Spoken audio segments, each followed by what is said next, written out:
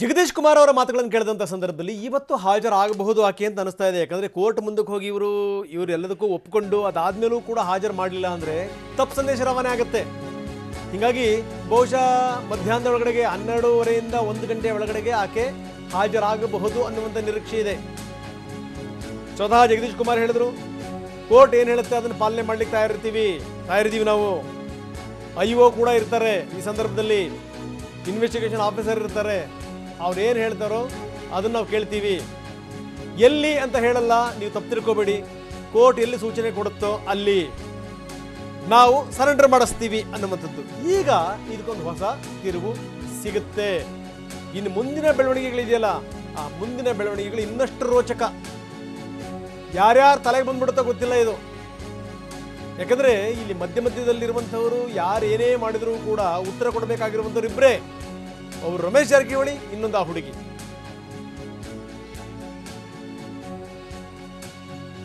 ನ್ಯಾಯಾಲಯ ಒಂದು call for report ತರುತ್ತೆ, ಹಿಯರಿಂಗ್ ಮಾಡಬೇಕು. ಹಿಯರಿಂಗ್ ಮಾಡಿದ್ಮೇಲೆ ಮಾನ್ಯ ನ್ಯಾಯಾಲಯ ಒಂದು ಕಾಲ್ ಫಾರ್ ರಿಪೋರ್ಟ್ ತರುತ್ತೆ IOಗೆ. ಸೊ IO ಬರಬೇಕು. ಅದ ನಂತರ ಮಾನ್ಯ ನ್ಯಾಯಾಲಯ ನಮಗೆ 164ಗೆ ಏನಾದರೂ ಆದೇಶ ಮಾಡಿದ್ರೆ ನಾವು ಇವತ್ತಿನೆಲ್ಲ ಪ್ರೊಡ್ಯೂಸ್ ಮಾಡ್ತೀವಿ. ಈಗ 161 ಅಂದ್ರಲ್ಲಿ ಏನಾದರೂ ವಿಚಾರಣೆ ನಡೆಯುವಂಥ ಸಾಧ್ಯತೆಗಳು ಇದೆಯಾ ಅನ್ನುವಂಥದ್ದು ಇವತ್ತಿನ ಮುಖ್ಯ ಉದ್ದೇಶ 164 ಜೊತೆಯಲ್ಲಿ 161 IOಗೆ ಅಥವಾ SITಗೆ ಬೇಕು ಅಂತಂದ್ರೆ ಅದರ ಆದೇಶದ ಪ್ರತಿಗಳನ್ನ ನೋಡಿಕೊಂಡು ಅವಶ್ಯಕತೆ ಇದ್ದರೆ ಮಾತ್ರ ನಾವು ಪ್ರೊಡ್ಯೂಸ್ ಮಾಡ್ತೀವಿ. ಸರ್, 164 ಹೇಳಿಕೆ ಆದ ನಂತರ ಇವತ್ತಿನ SITಗೆ ಕೊಡಬಾರ್ದು ಅನ್ನುವಂಥ ಪಿಟಿಷನ್ ಏನಾದ್ರು ಹಾಕಿದ್ದೀರಾ? ಅವ್ರು ಕೇಳಿ, ಫಸ್ಟ್ ಆಫ್ ಆಲ್ ಏನ್ ಪ್ರಾವಿಷನ್ ಮೇಲೆ ಕೇಳ್ತಾರೆ ಅವ್ರು ನಮ್ಮನ್ನ ಹ್ಯಾಂಡ್ ಓವರ್ ಮಾಡ್ಲಿಕ್ಕೆ. ಸುಮ್ಮನೆ ಎಲ್ಲಾರನ್ನೂ ಕೇಳಲಿಕ್ಕಾಗಲ್ಲ. ಯಾವ ಕೇಸಲ್ಲಿ ಕೇಳ್ತಾರೆ, ಯಾವ ಆಧಾರದ ಮೇಲೆ ಕೇಳ್ತಾರೆ, ಏನ್ ಎವಿಡೆನ್ಸ್ ಇದೆ, ಯಾತಕ್ಕೆ ಬೇಕಾಗಿದೆ. ಆಮೇಲೆ apart from all this there is severe case existing, ಜೊತೆನಲ್ಲಿ ಸೆಕ್ಯೂರಿಟಿ ಇಶ್ಯೂ ಇದೆ. ಸೊ ಎಲ್ಲದನ್ನು ನೋಡಿಕೊಂಡು ನಾವು ಅದನ್ನ ಯೋಚನೆ ಮಾಡಬೇಕಾಗುತ್ತೆ. ಸರ್, ಇದೆಲ್ಲದರಿಂದ ಪ್ರಮುಖವಾಗಿ ಪ್ರಶ್ನೆ, ಯುವತಿ ಎಲ್ಲಿದ್ದಾಳೆ, ಎಷ್ಟೊತ್ತಿಗೆ ಬರ್ತಾಳೆ? ಅಂದ್ರೆ ಎಷ್ಟೊತ್ತಿಗೆ ತನಿಖೆಗೆ ಹಾಜರಾಗಬಹುದು ಅನ್ನುವಂಥದ್ದು. 12:30 ಪ್ರೊಡ್ಯೂಸ್ ಮಾಡಕ್ಕೆ ಏನು ಜಗದೀಶ್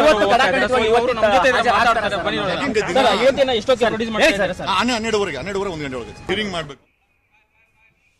ಸೊ ಒಂದೊಂದು ಸ್ಪಷ್ಟವಾಯಿತು, ಆಕೆ ಬೆಂಗಳೂರಿನಲ್ಲೇ ಇದ್ದಾಳೆ. ಯಾಕಂದ್ರೆ ಯಾವ ಸಂದರ್ಭದಲ್ಲಿ ಎಲ್ಲಿಗೆ ಬೇಕಾದರೂ ಹಾಜರಾಗ್ತೀವಿ ಅಂತಂದ್ರೆ ಬೆಂಗಳೂರಲ್ಲಿ ಇದ್ದೇ ಇದ್ದಾಳೆ ಆಕೆ. ಸ್ವಲ್ಪ ಹೊತ್ತಲ್ಲೇ ಹಾಗಾದ್ರೆ CD ಲೇಡಿ ಬರುವಂತ ಸಾಧ್ಯತೆಗಳಿದೆ. ವಕೀಲರು ಹೇಳಿದ ಪ್ರಕಾರ ಆಕೆ ಬರ್ತಾರಾ, ಅಥವಾ ಅವ್ರು ಹೇಳಿದ್ರು ಕೋರ್ಟ್ ಎಲ್ಲಿ ಹೇಳುತ್ತೋ ಅಲ್ಲಿ ನಾವು ಸರೆಂಡರ್ ಮಾಡೋದಕ್ಕೆ ನಾವು ತಯಾರಿದ್ದೀವಿ. ಕೋರ್ಟ್ ಅನುಮತಿ ಕೊಡಬೇಕು, ಅನುಮತಿ ಕೊಡ್ತಿದ್ದಂಗೆನೇ ಆಕೆ ಬರ್ತಾರೆ. ಅಂದ್ರೆ ಸ್ವಲ್ಪ ಹೊತ್ತಿನಲ್ಲೇ ಆಕೆ ಬರಬಹುದು. ಇದರ ಅರ್ಥ ಬೆಂಗಳೂರಿನಲ್ಲೇ ಇದ್ದಾಳೆ. ಅದೇ ಮಾತನ್ನೇ ಜಗದೀಶ್ ಕೂಡ ಹೇಳಿದ್ರು. ಹೌದು, ಆಕೆ ಬೆಂಗಳೂರಿನಲ್ಲೇ ಇದ್ದಾಳೆ. ಯಾಕಂದ್ರೆ ಹೇಳಿದ ತಕ್ಷಣ ಬರ್ತಾರೆ ಅಂತಂದ್ರೆ ಬೆಂಗಳೂರಲ್ಲೇ ಇರಬೇಕು.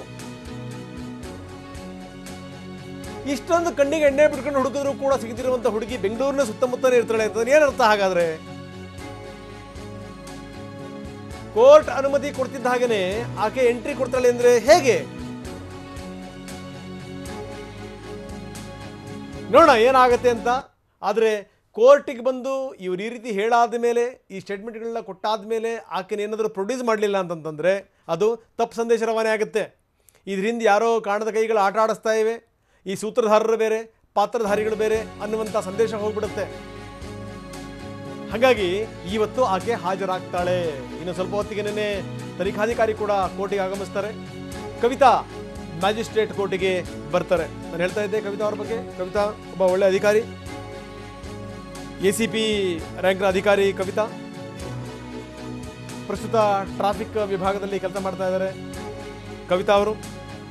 ಕವಿತಾ ಇವತ್ತಿನ ತನಿಖಾಧಿಕಾರಿ. ಯಾಕಂದ್ರೆ ಆಕೆ ಸರೆಂಡರ್ ಆದಂಥ ಸಂದರ್ಭದಲ್ಲಿ, ಬಂದಂಥ ಸಂದರ್ಭದಲ್ಲಿ ಆಕೆಯ ತನಿಖೆಯನ್ನು ಮಾಡುವಂಥವರು ಇದೇ ACP ಕವಿತಾ ಅವರು. ಕವಿತಾ ಅವರ ಜೊತೆಗೆ 8 ಜನ ಇರ್ತಾರೆ. 8 ಜನರ ತಂಡವನ್ನು ಈಗಾಗಲೇ ರಚಿಸಲಾಗಿದೆ.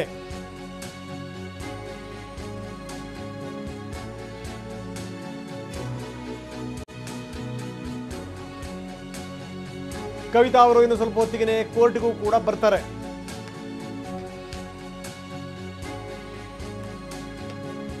ದಾಖಲೆಗಳ ಸಮೇತವಾಗಿ ಮ್ಯಾಜಿಸ್ಟ್ರೇಟ್ ಮುಂದೆ ಅವರು ಹಾಜರಾಗ್ತಾರೆ, ಮನವಿಯನ್ನು ಸಲ್ಲಿಸ್ತಾರೆ.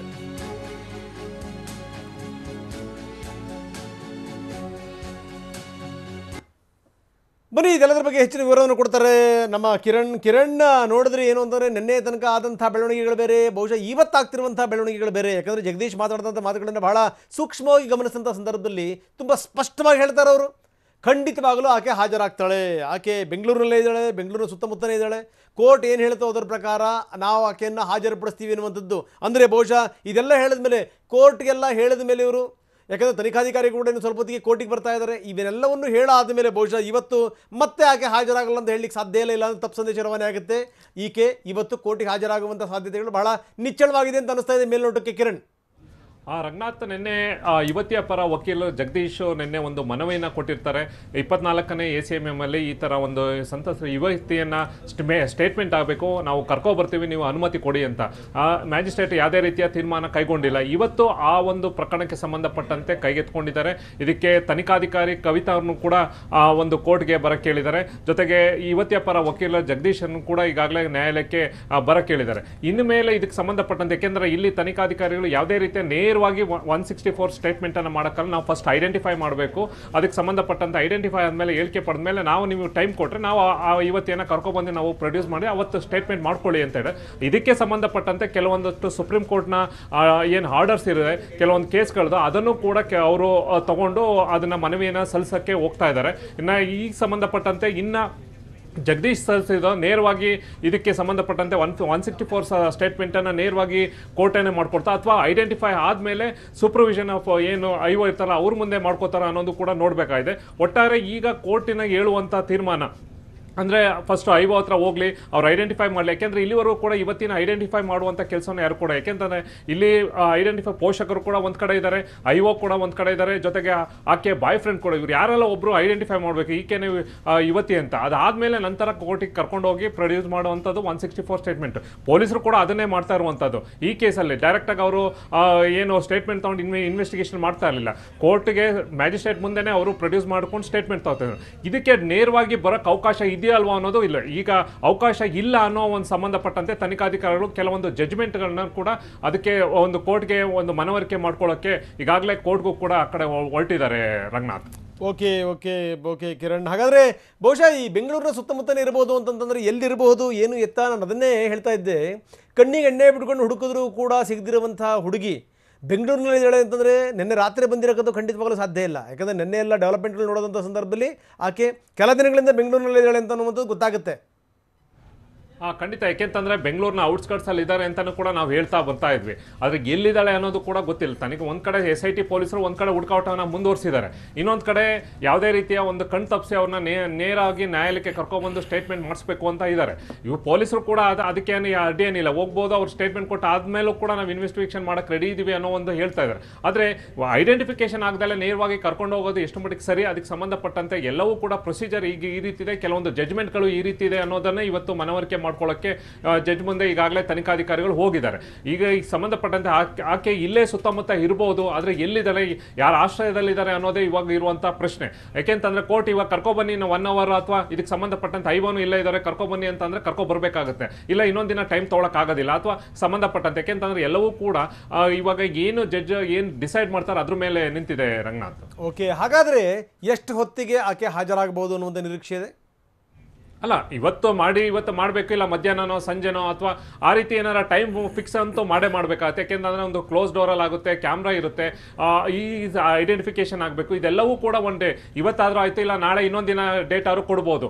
ಯಾಕೆಂತಂದ್ರೆ ಇಲ್ಲಿ ಸೆಕ್ಯೂರಿಟಿ ಬಹುಶಃ ಈ ಎಲ್ಲ ಸ್ಥಿತಿಗತಿಗಳು ನೋಡಿದಂಥ ಸಂದರ್ಭದಲ್ಲಿ, ಇಷ್ಟೊಂದು ಸೂಕ್ಷ್ಮವಾಗಿರುವಂಥ ಕೇಸನ್ನು ನೋಡಿದಂಥ ಸಂದರ್ಭದಲ್ಲಿ, ಪ್ರಭಾವಿಗಳ ಕೇಸ್ ಇರುವಂಥ ಸಂದರ್ಭದಲ್ಲಿ ಬಹುಶಃ ಅವರೇ ಬರ್ತೀವಿ ಅಂತಂದ್ರೂ ಕೂಡ ಅದನ್ನು ನಾಳೆಗೆ ಅಂತ ಹೇಳೋದ್ರಲ್ಲಿ ಬಹುಶಃ ಅರ್ಥ ಇಲ್ಲ ಅನ್ಸುತ್ತೆ. ಅಂದರೆ ಬಹುಶಃ ಆ ಥರ ಸಾಧ್ಯತೆಗಳು ಕಡಿಮೆ ಇದೆ ಅಂತ ಅನ್ಸುತ್ತೆ ಕಿರಣ್. ಇರ್ಬೋದು, ಅದು ನ್ಯಾಯಾಧೀಶರಿಗೆ ಬಿಟ್ಟಂತ ವಿಚಾರ. ಅದಕ್ಕೆ ಸಂಬಂಧಪಟ್ಟಂತೆ ಅವರು ಇವತ್ತೇ ಮಾಡ್ತಾರೋ ಅಥವಾ ನಾಳೆ ಮಾಡ್ತಾರೋ ಅನ್ನೋದು ಅದಕ್ಕೆ ಅವರ ತೀರ್ಮಾನ. ಯಾಕೆಂತಂದ್ರೆ ಕೆಲವೊಂದಷ್ಟು ಪ್ರೊಸೀಜರ್ ಕೂಡ ಈ ತನಿಖಾಧಿ SIT ಅಧಿಕಾರಿಗಳು ಕೂಡ ಮನವಿ ಸಲ್ಲಿಸಿರ್ತಾರೆ. ಅದಕ್ಕೆ ಬೇಕಾಗಿದ್ದಂಥ ಡಾಕ್ಯುಮೆಂಟ್ಸ್ ಅನ್ನು ಕೂಡ ಅವರು ಸಬ್ಮಿಷನ್ ಮಾಡ್ತಾರೆ ಕೆಲವೊಂದು ಹಿಂದೆ ಆಗಿದ್ದಂಥ ಪ್ರಕರಣಗಳಲ್ಲಿ.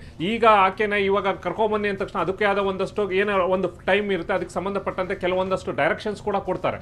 ಅದಕ್ಕೆ ಏನು ಕೊಡ್ತಾರೆ ಏನು ಅನ್ನೋದು ಬಹುಶಃ ಆರ್ಗ್ಯುಮೆಂಟ್ ಎಲ್ಲ ಆದಮೇಲೆ ಅವರು ಆದಮೇಲೆ ಒಂದು ತೀರ್ಮಾನಕ್ಕೆ ಬರ್ತಾರೆ. ಅದಾದಮೇಲೆ ಒಂದು ಟೈಮನ್ನು ಬಹುಶಃ ಫಿಕ್ಸ್ ಮಾಡ್ಬೋದು. ಅದಕ್ಕಿಂತ ಮುಂಚೆ ಅವ್ರು ಏನು ಆರ್ಡರ್ ಕೊಡ್ತಾರೆ ಅದ್ರ ಮೇಲೆ ಇಡೀ ಪ್ರಕರಣ ನಿಂತಿದೆ ರಂಗನಾಥ್. ಓಕೆ, ಎಲ್ಲವೂ ಕೂಡ ಗೋಪ್ಯೋಗ ಆಗುತ್ತಾ ಕಿರಣ್? ಎಲ್ಲವೂ ಕೂಡ ಗೋಪ್ಯೋಗ ಆಗುತ್ತಾ? ಅದು ಕೂಡ ವೆರಿ ಇಂಪಾರ್ಟೆಂಟ್ ಸಂಗತಿ. ಬಂದೆ ಒಂದು ನಿಮ್ಮ ಜೊತೆಗೆ ಹಾಗೇರಿ ನಾನು ನಿಮ್ಮ ಜೊತೆಗೆ ಇನ್ನಷ್ಟು ಮಾತಾಡ್ತೀನಿ. ಬೆಂಗಳೂರಿನ ಮ್ಯಾಜಿಸ್ಟ್ರೇಟ್ ಕೋರ್ಟ್ನತ್ತ ಎಲ್ಲರ ಚಿತ್ತ, ಎಲ್ಲಿ ಆಕೆ ಹಾಜರಾಗ್ತಾಳೆ, ಆ ಕೋರ್ಟ್ ಸುತ್ತಮುತ್ತ ಬಹಳಷ್ಟು ಜನ ಈಗಾಗಲೇ ಪೊಲೀಸರು ಕೂಡ ಅಲ್ಲಿ ಬಂದಿದ್ದಾರೆ. ಇನ್ಸ್ಪೆಕ್ಟರ್ ಮಾರುತಿ, ಎಸಿಪಿ ಕವಿತಾ ಜೊತೆಗೆ ಬಂದಿದ್ದಾರೆ. Inspector Maruti Cubbon park police station inspector. ಇನ್ನು ಸಂತ್ರಸ್ತೆ ಪರ ವಕೀಲ ಜಗದೀಶ್ ಕೂಡ ಆ ಕಡೆ ಹೊರಟಿದ್ದಾರೆ. ಇವತ್ತೇ ಯುವತಿಯನ್ನು ಹಾಜರುಪಡಿಸ್ತೀವಿ ಅನ್ನುವಂಥ ಮಾತನ್ನು ಕೂಡ ವಕೀಲರು ಹೇಳಿದ್ದಾರೆ. ಜೊತೆಗೆ ಆಕೆ ಬೆಂಗಳೂರಿನಲ್ಲೇ ಇದ್ದಾಳೆ ಅನ್ನುವಂಥ ಮಾಹಿತಿಯನ್ನು ಕೂಡ ಕೊಟ್ಟಿದ್ದಾರೆ.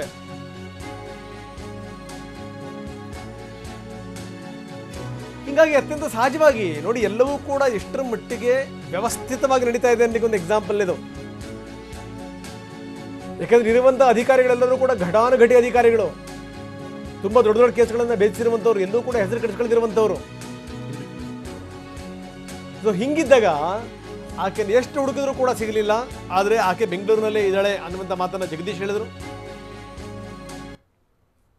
ಒಂಥರ ಈ ಸಸ್ಪೆನ್ಸ್ ಥ್ರಿಲ್ಲರ್ ತರ ಆಗ್ತಾ ಇದೆ. ಯಾರು ಎಲ್ಲಿಂದ ಬರ್ತಾರೆ, ಹೇಗೆ ಬರ್ತಾರೆ, ಏನು ಯಾವುದು ಕೂಡ ಗೊತ್ತಾಗ್ತಾ ಇಲ್ಲ. ಸ್ವತಃ ಪೊಲೀಸರಿಗೆ ಯಾವುದು ಕೂಡ ಅರ್ಥ ಆಗ್ತಾ ಇಲ್ಲ.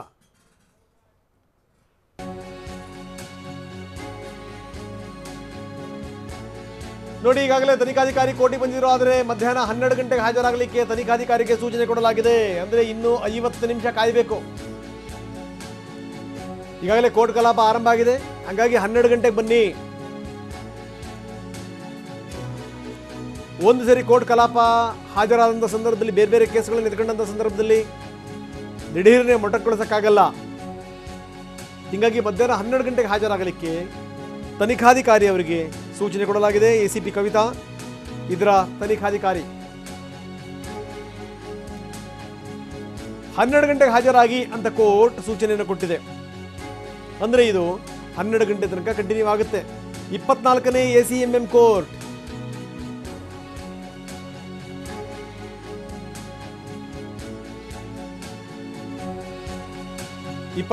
ACMM ಕೋರ್ಟ್ ಮಧ್ಯಾಹ್ನ 12 ಗಂಟೆಗೆ ಹಾಜರಾಗಿ ಅಂತ ತನಿಖಾಧಿಕಾರಿಗಳಿಗೆ ಹೇಳಿದೆ.